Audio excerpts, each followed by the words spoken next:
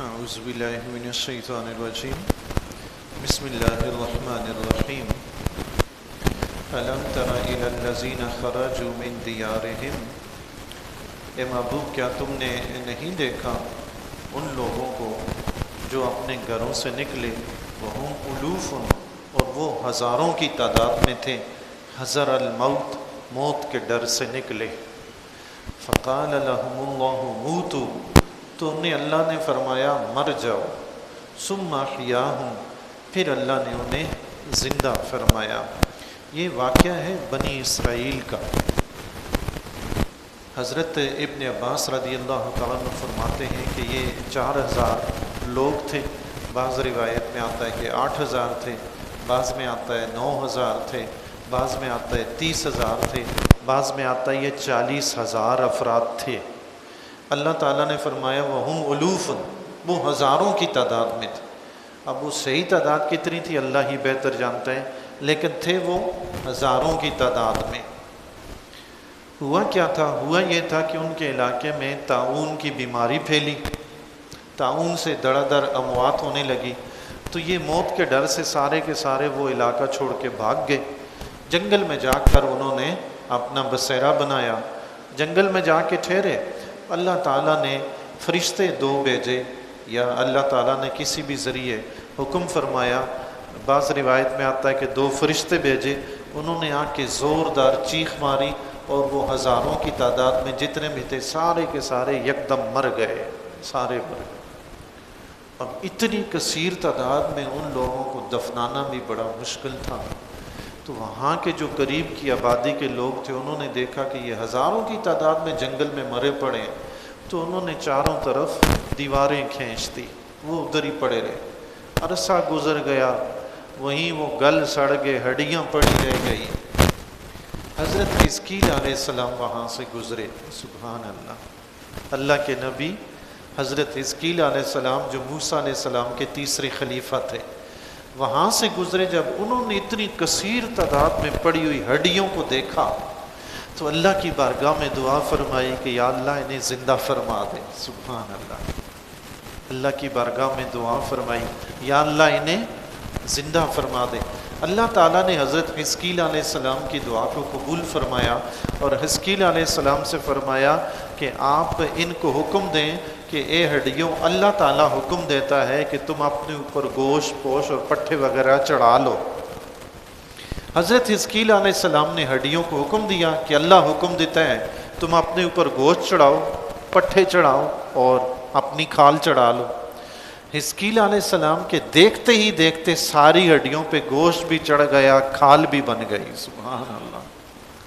دیکھتے ہی دیکھتے لوگوں کو بڑی پریشانی ہوتی ہے، اگر کوئی یہ عقیدہ رکھے نا کہ اللہ کے نبی مردہ زندہ کر لیتے، بڑی پریشانی ہوتی ہے۔ بعض لوگ ہاں تم نے یہ کیا کہہ دیا، یہ تو خدا کرتا ہے۔ بھائی سارے کام خدا کرتا ہے، ہم جو منہ میں نوالا ڈالتے ہیں نا، یہ بھی ہمارے اندر طاقت نہیں ہے منہ میں ڈال، یہ بھی رب ہی طاقت دیتا ہے۔ تو دنیا کا کون سا کام ہے جو اللہ کی دی ہوئی توفیق کے بغیر ہوتا ہے کہ تمہیں مردہ زندہ کرنے پہ پریشانی ہو جاتی؟ وہ بھی اللہ کی توفیق سے ہوتا ہے، یہ بھی اللہ کی توفیق سے ہوتا ہے۔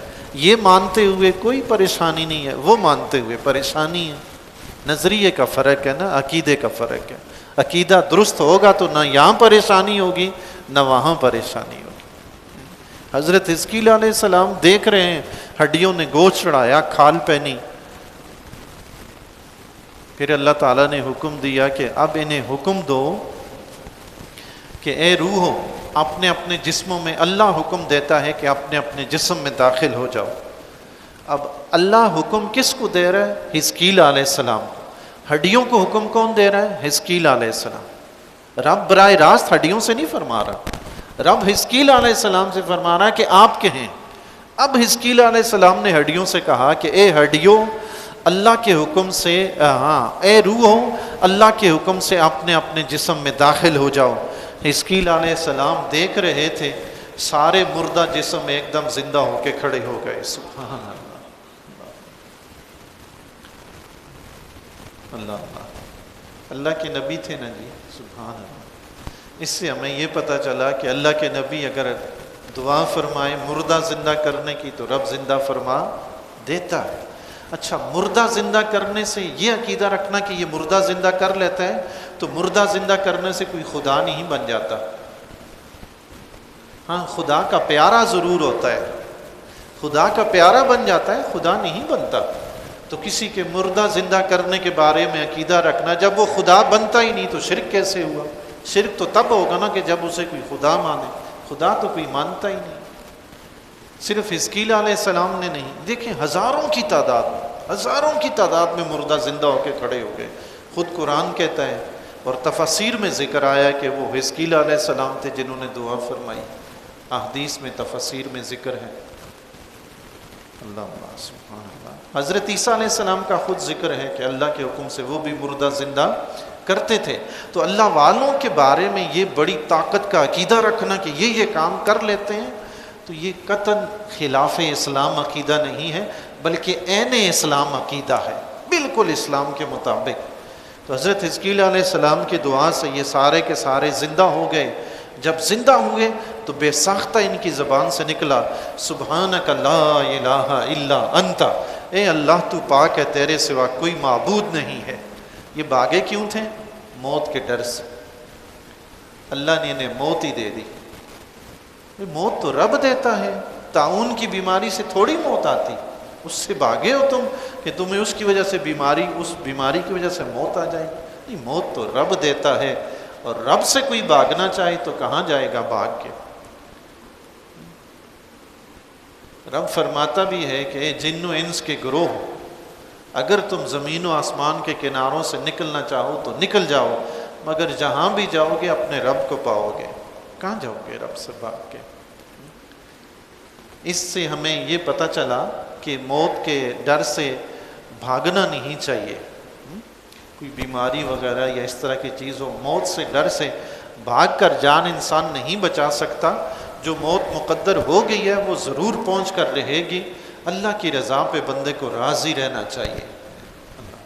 حضرت عمر بن خطاب رضی اللہ تعالیٰ عنہ شام کے لیے تشریف لے گئے وزٹ کرنے کے لیے. آپ امیر المومنین تھے، تو آپ کے استقبال کے لیے حضرت ابو عبیدہ بن جراح رضی اللہ تعالیٰ عنہ تشریف لائے، جو لشکر اسلام کے سپہ سالار تھے. راستے میں ملاقات ہوئی سرگ کے مقام پر.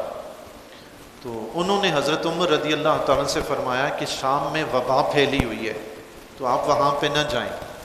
اب حضرت عمر رضی اللہ تعالیٰ عنہ کشمکش میں پڑ گئے کہ جائیں کہ نہ جائیں.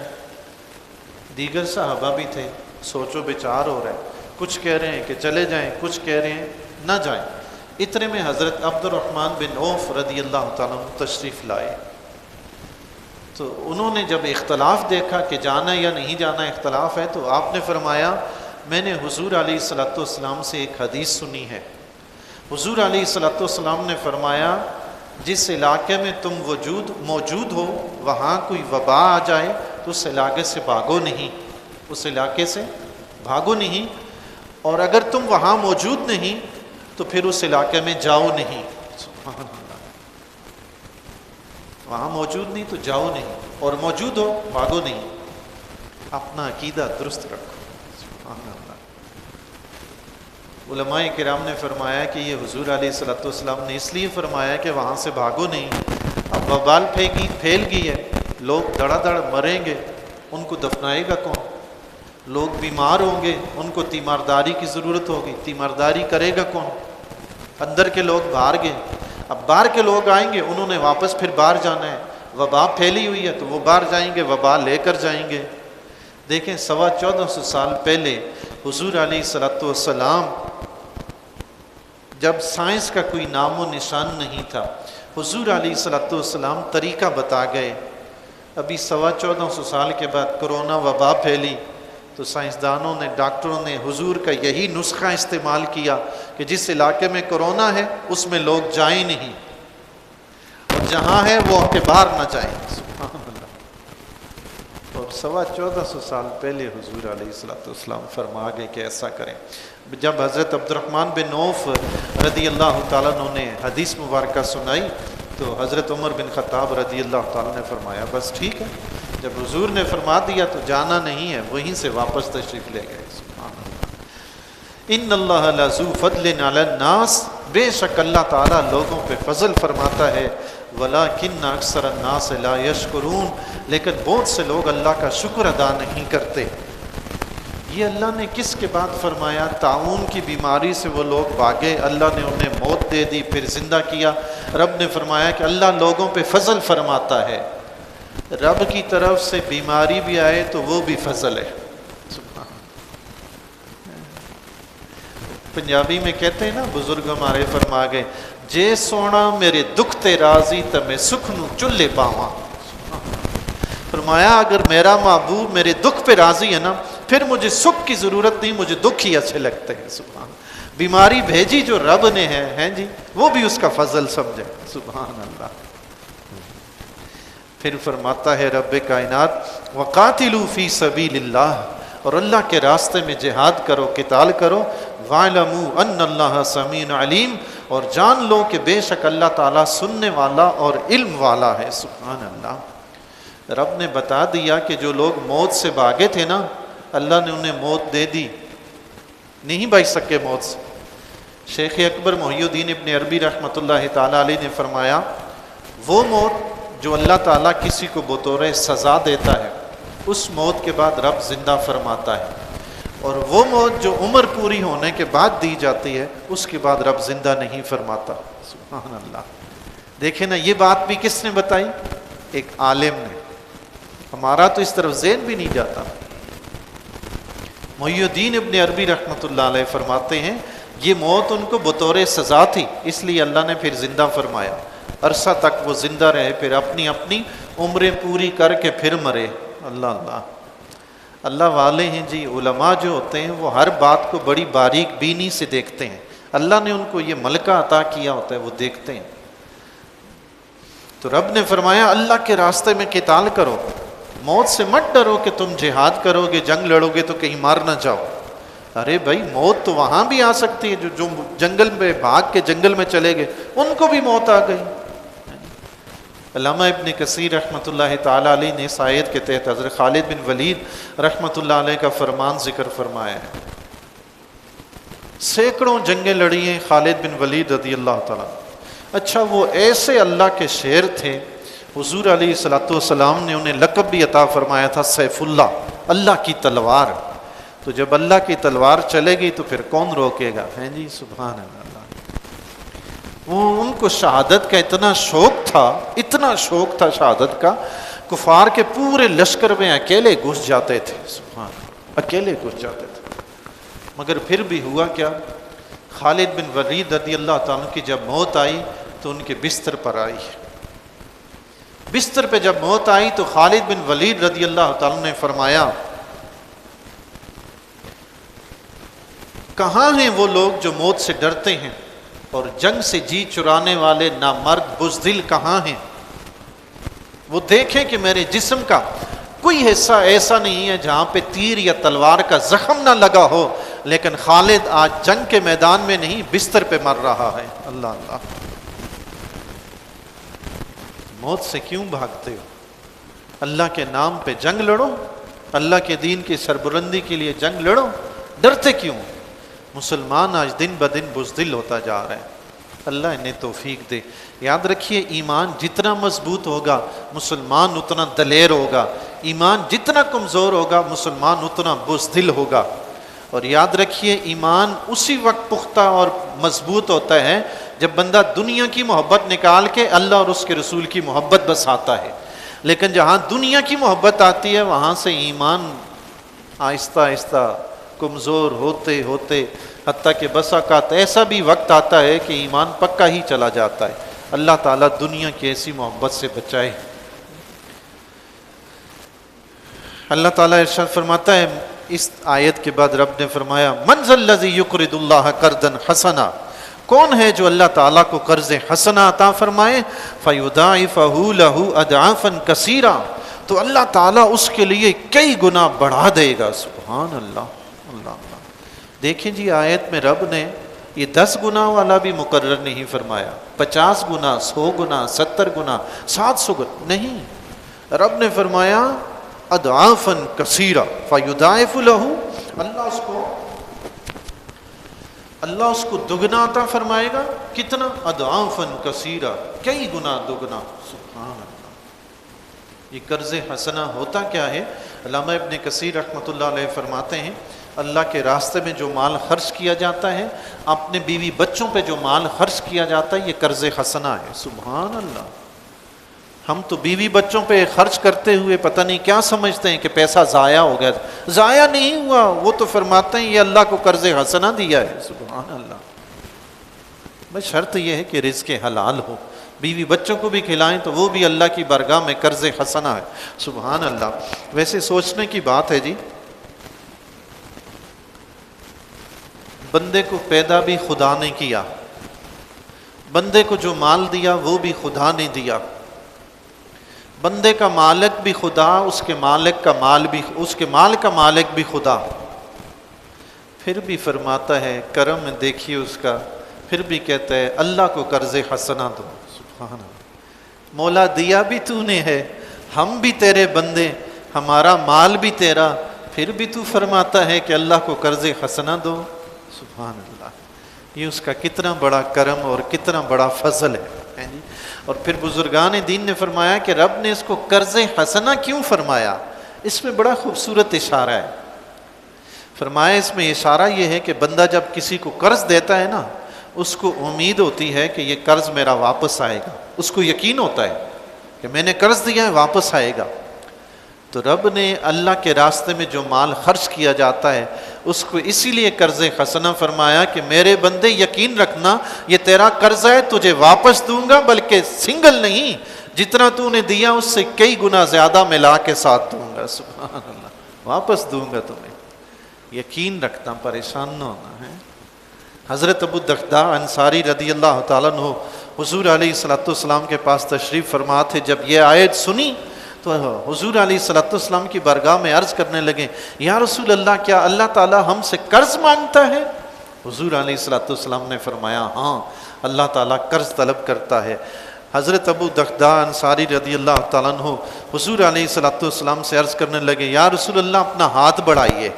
حضور علیہ الصلوۃ والسلام نے اپنا ہاتھ بڑھایا. حضرت ابو الدرداء رضی اللہ تعالیٰ عنہ نے حضور علیہ الصلوۃ والسلام کا ہاتھ پکڑا اور عرض کرنے لگے یا رسول اللہ میرا ایک باغ ہے، اس میں کھجور کے 6 درخت ہیں، وہ میں نے آپ کی بارگاہ میں اللہ کو قرض حسنہ دیا. سبحان اللہ. وہ قرض حسنہ دیا، حضور کی بارگاہ میں پیش کر کے وہاں سے اٹھے. دیکھیں صحابی رسول کا کام دیکھیں. سبحان اللہ. وہ باغ کس کو دیا؟ اللہ کو قرض حسنہ دیا. اب جب باغ میں آئے تو باغ میں ہی آپ کا گھر تھا، بیوی بچے اسی باغ میں رہتے تھے. حضرت ابو الدرداء انصاری باغ کے اندر نہیں گئے، دروازے کے باہر سے ہی کھڑے ہو کے بیوی کو آواز دی، فرمایا اپنے بچوں کو لے کے باہر آ جاؤ، یہ باغ میں نے اللہ کو قرض حسنہ دے دیا ہے. سبحان اللہ. اب یہ رب کو دے دیا ہے تو اب ابو الدرداء اندر جانے کا بھی حقدار نہیں ہے، باہر سے ہی آواز دی. سبحان اللہ. اللہ اکبر. جب رب کو دے دیں تو پھر یہ مت یاد رکھیں کہ میں نے دیا تھا، وہ رب کا ہو گیا، جو دے دیا وہ رب کا ہو گیا. بس. اللہ اللہ. سبحان اللہ. فَيُضَاعِفَ لَهُ أَضْعَافًا كَثِيرًا. اللہ تعالیٰ اس کو کئی گنا زیادہ عطا فرماتا ہے. ایک آیت میں رب کائنات فرماتا ہے مَثَلُ الَّذِينَ يُنْفِقُونَ أَمْوَالَهُمْ فِي سَبِيلِ اللَّهِ كَمَثَلِ حَبَّةٍ أَنبَتَتْ سَبْعَ سَنَابِلَ فِي كُلِّ سُنبُلَةٍ مِّائَةُ حَبَّةٍ. فرمایا وہ لوگ جو اللہ کے راستے میں خرچ کرتے ہیں ان کی مثال ایسے ہے کہ جیسے ایک گندم کا دانہ ہو جسے زمین میں بویا جاتا ہے، وہ پیدا ہو تو اس کی 7 بالی پیدا ہو، ہر بالی میں 100 دانہ ہو. یعنی رب کائنات ایک دانے کے بدلے میں 700 گنا عطا فرماتا ہے. سبحان اللہ. 700 گنا. وہ دینے پہ آئے تو ایک نیکی کے بدلے میں 700 کے بدلے میں کئی گنا زیادہ دے دیتا ہے. حضرت ابو ہریرہ رضی اللہ تعالیٰ عنہ کے بارے میں ایک حدیث اہل بصرہ میں مشہور ہو گئی.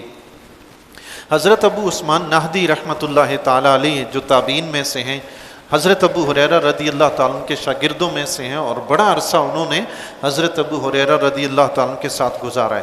بصرہ میں انہوں نے ایک حدیث سنی کہ ایک نیکی کے بدلے میں 1 لاکھ نیکی دی جاتی ہے. تو انہوں نے کہا کہ میں حضرت ابو ہریرہ رضی اللہ تعالیٰ عنہ کے پاس اتنا عرصہ رہا ہوں، میں نے تو نہیں سنی ان سے یہ حدیث. تو فرماتے ہیں میں نے اس ایک حدیث کے لیے حضرت ابو ہریرہ رضی اللہ تعالیٰ کو تلاش کرنا شروع کیا، پتہ چلا کہ آپ حج پہ تشریف لے گئے ہیں، تو فرماتے ہیں میں یہ ایک حدیث پوچھنے کے لیے بصرہ سے مکہ تشریف لے گیا۔ سبحان اللہ، ایک حدیث پوچھنے کے لیے بصرہ سے مکہ کا سفر کیا۔ حضرت ابو ہریرہ رضی اللہ تعالیٰ کی بارگاہ میں حاضر ہوئے، جا کر ان سے پوچھا